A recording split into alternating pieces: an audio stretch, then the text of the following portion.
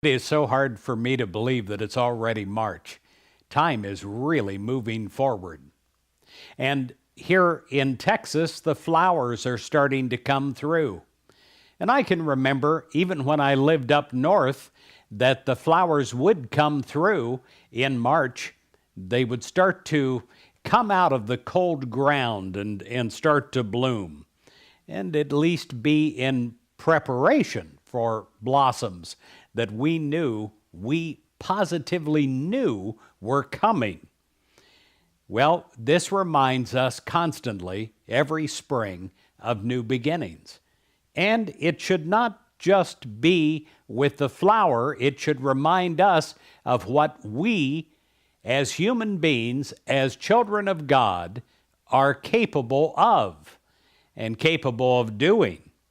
See, life does not begin with birth, and it does not end with death, as we often commonly think.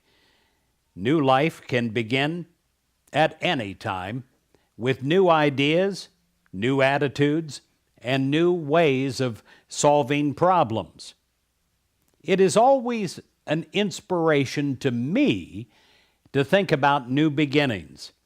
It means that we're not bound to the past, that the past doesn't have its grip, its lock on us any longer.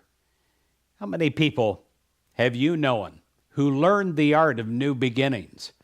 And you had to admit, when you looked at them, this is not the same person that I used to know.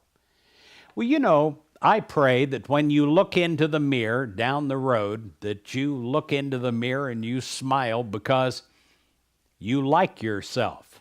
You like who you have become.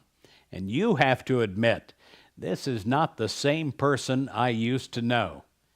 And you also have to admit that you couldn't have done it alone, that God is with you, coming through you, thinking through your mind and speaking through your voice, acting through your actions and reactions, and that you've become someone that you like and others like.